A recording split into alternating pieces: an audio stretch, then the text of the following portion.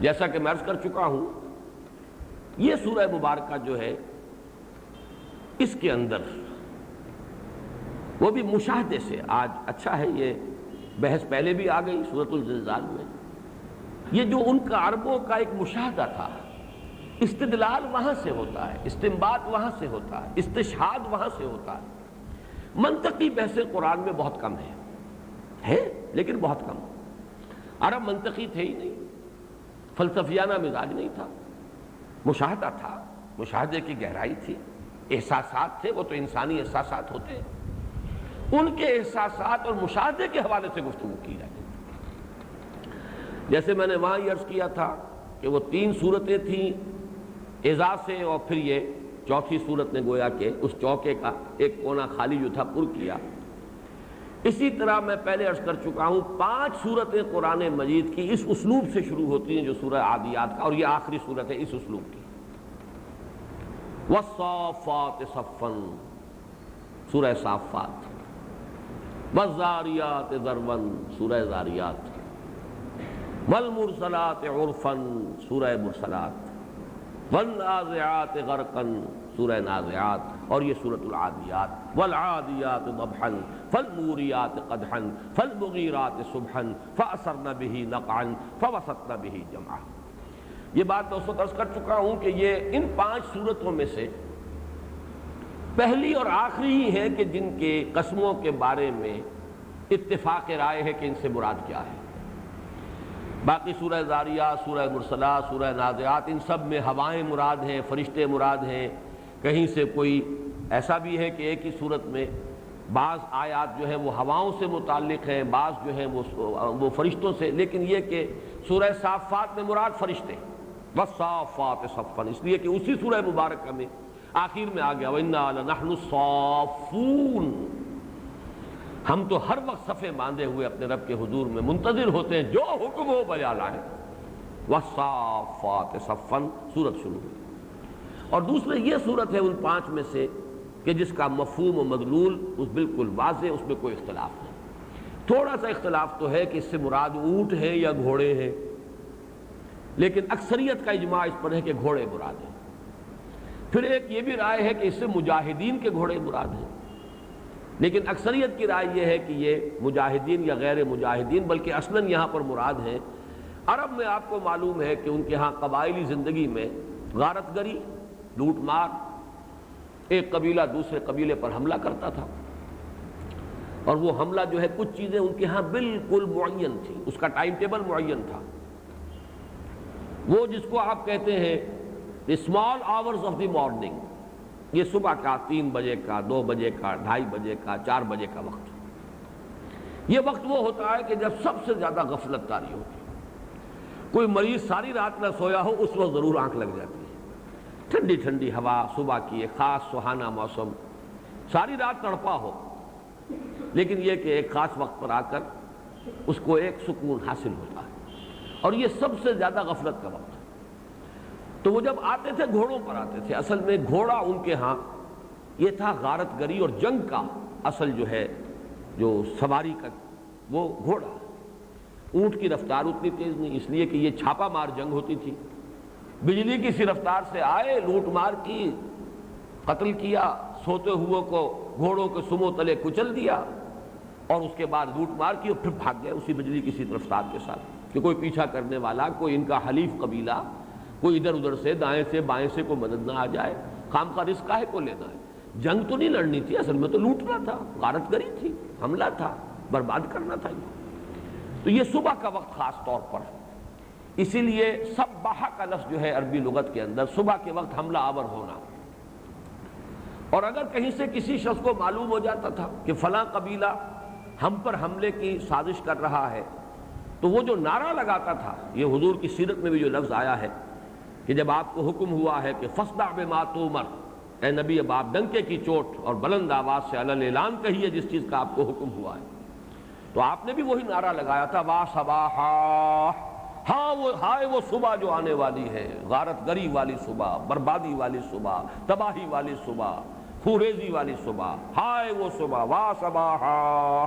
اب جب وہ نعرہ لگاتا تھا لوگ دوڑتے تھے ہر کام چھوڑ کر کہ اس کے پاس کوئی خبر آئی ہے، وہ خبر معلوم ہونی چاہیے، بلکہ اس میں وہ آگے مزید اضافہ کرتے تھے.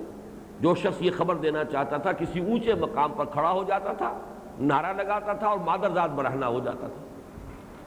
جہاں تک تو آواز پہنچ گئی، ورنہ نگاہ تو بہت دور سے دیکھ لیتی ہے کہ کوئی ننگا، نذیر عریہ اس کو کہتے تھے، ننگا خبردار کرنے والا، وہ کوئی ننگا کھڑا کپڑے اتار کر کوئی بات ہے، دوڑو لپکو سمجھو کیا بات ہے. تو اس کے لیے ہے وا صباحا، ہائے وہ صبح، تباہی ڈالنے والی صبح. تو گھوڑوں کا یہ جو عمل تھا اس کا ایک نقشہ ہے جو کھینچا گیا ہے، ان سے گواہی لی گئی، استشہاد. والعادیات ضبحا، یہاں پر گھوڑے کا یا اونٹ کا لفظ نہیں آیا ہے.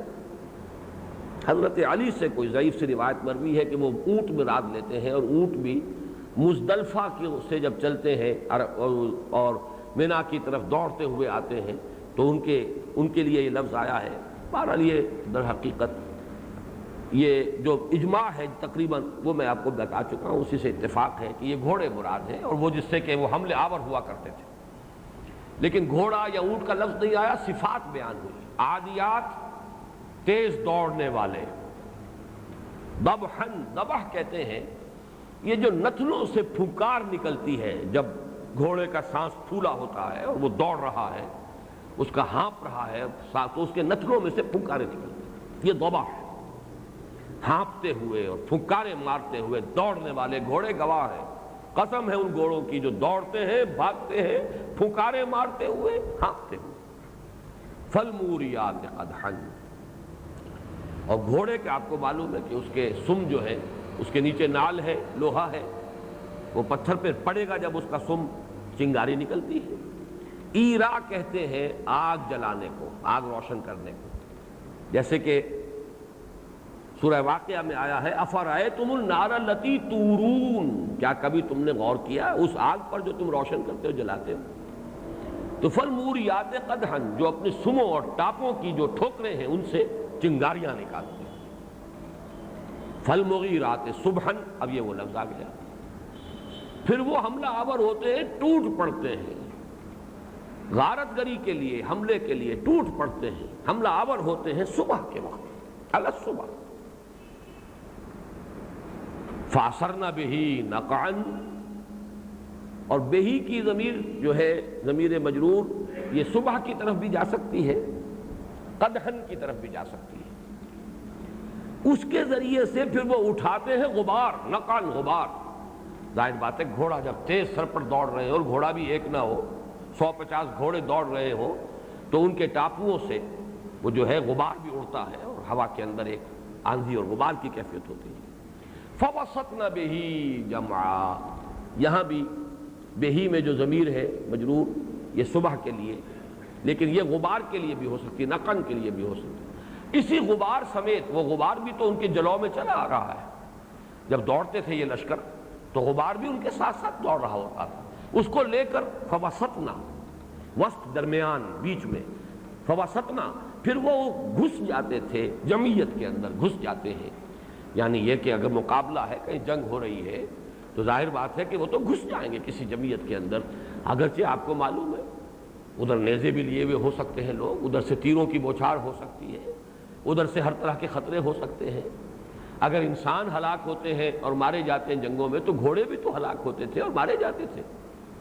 لیکن یہ کہ اپنے مالک کے اشارے پر جان دے دینے والے حیوان، یہ وفاداری ہے حیوان کی. اس کی طرف اشارہ کیا. تم نے کبھی سوچا تم خالق نہیں ہو ان گھوڑوں کے، جبکہ اللہ تمہارا خالق ہے. صرف یہ کہ کچھ ٹہل سیوا کرتے ہو.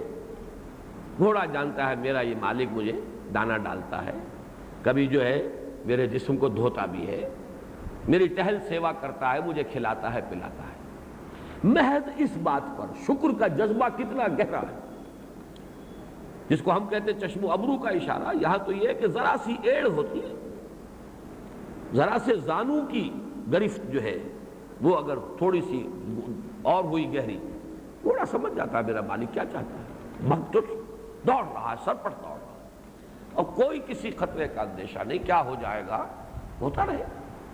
وفاداری آخر کسی شے کا نام ہے. وفاداری بشرط استواری عین ایمان ہے، اصل ایمان ہے. لیکن یہ گواہ ہیں، یہ گھوڑے گواہ. اب یہ قسم کا اصل مفہوم گواہی. قسم ہے ان دوڑنے والے گھوڑوں کی کہ جو پھکارے مارتے ہوئے دوڑتے ہیں، یا گواہ ہیں وہ گھوڑے جو اپنے مالک کے حکم پر ہانپتے ہوئے پھکارے مارتے ہوئے دوڑتے ہیں، اور پھر وہ اپنے ٹاپوؤں سے چنگاریاں نکالتے ہیں، پھر وہ حملہ آور ہو جاتے ہیں صبح کے وقت. پھر وہ اپنے انہی ٹاپوؤں سے یا صبح کے وقت گرد و غبار کے جو ہے وہ بادل اٹھا دیتے ہیں. فوسطن بہ جمعا، اور پھر کسی جمعیت میں، کسی لشکر میں، کسی فوج میں گھس جاتے ہیں. ان الانسان لربہ لکنود. یہ ہے کنٹراسٹ. ان کے مقابلے میں کبھی اپنی حالت پر غور کرو. یقیناً انسان اپنے رب کے لیے بہت ہی ناشکرا ہے. کنود یعنی کفور بالنعمہ، نعمت کا کفر کرنے والے.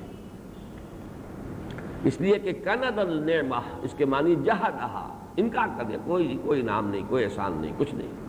لکنود لام تاکید کے لیے، فعول کے وزن پر مبالغے کے لیے بہت ہی ناشکرا. ان الانسان لربہ لکنود. حالانکہ آپ نے دیکھا سورۃ العلق میں بھی آیا تھا، رب بھی ہے، خالق بھی ہے اللہ. جیسے کہ اقرأ باسم ربک الذی خلق، یا ایھا الناس اعبدوا ربکم الذی خلقکم. وہ تو رب بھی ہے، خالق بھی ہے. تم زیادہ سے زیادہ اپنے گھوڑوں کے لیے کچھ ان کی ٹہل سیوا، کچھ کھلانے پلانے کا کچھ سامان کرتے ہو، اور اس کے نتیجے میں وہ گھوڑا اپنی جان تمہارے اشارے پر ہلاک کرنے کے لیے تیار ہے. وَإِنَّهُ عَلَىٰ ذَلِكَ لَشَهِيدٌ. اور یقیناً انسان اس پر خود گواہ ہے.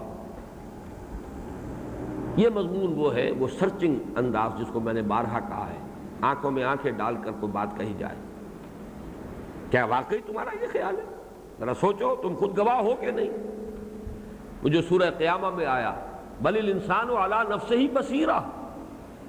انسان اپنے نفس پر پوری بصیرت رکھتا ہے، اسے معلوم ہے میں کیا ہوں. تو انسان کو خوب معلوم ہے، اس کے ناشکرا پن جو ہے اپنے رب کا، اس کا اندازہ اس سے ہے. وَإِنَّهُ عَلَىٰ ذَلِكَ لَشَهِيدٌ وَإِنَّهُ لِحُبِّ الْخَيْرِ لَشَدِيدٌ. اور یقیناً وہ مال کی محبت میں تو بہت ہی شدید ہے. دیکھیے اسی کی جو اس کا جوڑا میں نے قرار دیا ہے اشتہار سورہ کی 4 سورت کو، الہاکم التکاثر حتی زرتم المقابر. یہ مربوط، ان الانسان لربہ لکنود وانہ علی ذلک لشہید وانہ لحب الخیر لشدید. خیر سے مراد یہاں مال ہے. وہ مال کے لیے اس کی محبت میں تو بہت ہی شدید ہے. زین للناس حب الشہوات من النساء والبنین والقناطیر المقنطرۃ من الذہب والفضۃ والخیل المسومۃ والانعام والحرث. یہ محبتیں ہیں. افلا یعلم اذا بعثر ما فی القبور. تو کیا وہ جانتا نہیں جب جو کچھ کے قبروں میں ہے اسے اگلوا لیا جائے گا. بعثرہ اس پر ہم گفتگو کر چکے ہیں، اس لیے کہ سورہ انفطار میں آیا ہے وَإِذَا الْقُبُورُ بُعْثِرَتْ. تلپٹ کر دینا، با عین سارا یہ مادہ آتا ہے کسی چیز کو، کسی شے کے نچلے حصے کو اوپر کر دینا، اوپر والے کو نیچے کر دینا، گویا کہ تلپٹ کر دینا. جب تلپٹ کریں گے تو اندر جو چیز تھی وہ باہر آ گئی، باہر جو پردہ پڑا ہوا تھا وہ اندر چھپ گیا. افلا یعلم اذا بعثر ما فی القبور. جب اگلوا لیا جائے گا، قبریں جو ہے تلپٹ کر دی جائیں گی، قبروں کے اندر جو کچھ ہے وہ اگلوا لیا جائے گا. اب یہ وہی مضمون ہے، اس کے حوالے سے یہ سورۃ الزلزال کے ساتھ جڑ گئی. اخرجت الارض اثقالها اذا زلزلت الارض زلزالها. اب ایک بات اور نوٹ کر لیجئے، وہ جو پہلا 4 سورہ تھا اس میں آسمان کا تذکرہ زیادہ ہے، زمین کا کم ہے. اذا الشمس كورت واذا النجوم انكدرت اذا السماء انفطرت اذا السماء انشقت. لیکن یہاں پورا کا پورا معاملہ جو ہے اس زلزلہ قیامہ کا وہ پورا صرف زمین پر مرتکز ہے. اس کا تذکرہ چیزیں تو ساری موجود ہیں، اس صورت میں زیادہ ارتکاز جو ہے وہ زمین پر ہے. اذا زلزلت الارض زلزالها واخرجت الارض اثقالها، وہی بات یہاں ہے افلا يعلم اذا بعثر ما في القبور، جبکہ تلپٹ کروا کر قبروں کو اور جو کچھ اس میں سے ہے اگلوا لیا جائے گا۔ وحصل ما في الصدور، یہ اور زیادہ لرزا دینے والی بات ہے، اور اس کا تعلق پھر جڑ جائے گا پچھلی صورت سے، اس لیے کہ عمل ایک عمل کا ظاہر ہے، ایک عمل کی نیت ہے، نیت سینوں میں ہے، حاصل کر لیا جائے گا، حصلہ نکال لیا جائے گا جو کچھ سینوں میں تھا، یعنی وہاں کے فیصلے جو ہیں اعمال کے ظاہر سے نہیں ہونے۔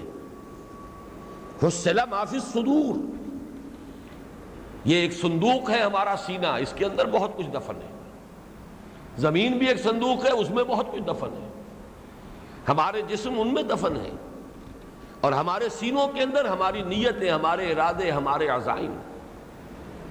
بل الانسان علی نفسہ بصیرہ ولو القی معاذیرہ، کتنی ہی معذرتیں تلاش لے، کتنے ہی بہانے بنا لے، لیکن انسان کو پتہ ہے اندر کہ میں کیا ہوں۔ حصل ما فی الصدور، اسی کے لیے آیا یوم تبلی السرائر فما لہ من قوۃ ولا ناصر والسماء ذات الرجع والارض ذات الصدع انہ لقول فصل وما هو بالحزن، یہ جو بھید ہیں ان کو جانچا جائے گا، تمہارے اعمال کے ظاہر پر نہیں۔ ان اللہ لا ينظر الى اموالکم ولا الى صورکم ولکن ينظر الى اعمالکم وقلوبکم، اللہ تمہاری شکلوں کو اور تمہارے عمل کے ظاہروں کو نہیں دیکھتا، تمہارے مال کو نہیں دیکھتا، تمہارے اعمال کو اور پھر جو نیتیں ہیں ان کو دیکھتا ہے، دل میں کیا ہے، نیت کیا ہے۔ انما الاعمال بالنیات وانما لکل امرئ ما نویٰ، اعمال کا، نیکیوں کا دار و مدار نیتوں پر ہے، اور ہر انسان کو وہی کچھ ملے گا جس کی اس نے نیت کی ہوگی۔ اب اس میں اس موضوع پر جو مختلف روایات اور بڑی لرزا دینے والی احادیث ہیں ان کو ذہن میں تازہ کر لیجیے کہ سب سے چوٹی کے اعمال، حدیث میں آیا ہے کہ سب سے پہلے 3 افراد کا محاسبہ ہوگا قیامت کے دن۔ ایک شخص دنیا میں شہید سمجھا جا رہا تھا، اللہ کی راہ میں جنگ کرتا ہوا مارا گیا، شہید ہے۔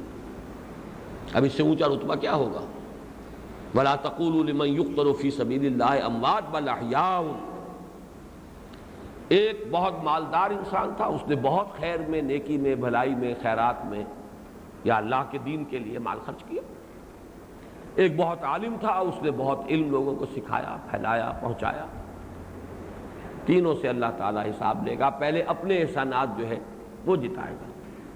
وہ شہید صاحب سے اللہ فرمائے گا کہ میں نے تمہیں جسم میں اور طاقت، قوت دی، جوانی دی، تم نے کیا کیا؟ وہ عرض کرے گا پروردگار میں نے تیرے لیے جنگ کی اور اپنی جان دے دی تاکہ تو راضی ہو جائے۔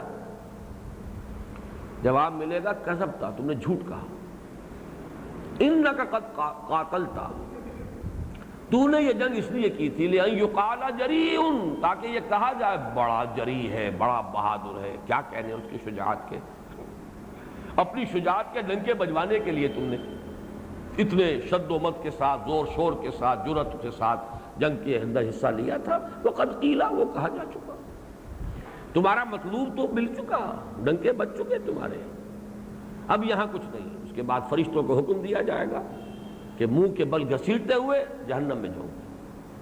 یہ ہے وہ بات، ڈیبٹ کریڈٹ، وہ میں جو عرض کر چکا ہوں۔ نتیجہ آخری جو ہوگا وہ ہوگا ڈیبٹ کریڈٹ کے بعد، وہاں جو ہے سورۃ الزلزال میں دکھا دیا جائے گا سب کچھ۔ خیر بھی اگر ذرے کے برابر ہم وزن ہے نگاہوں کے سامنے آ جائے گا، شر بھی اگر ذرے کے ہم وزن ہے سامنے آ جائے گا۔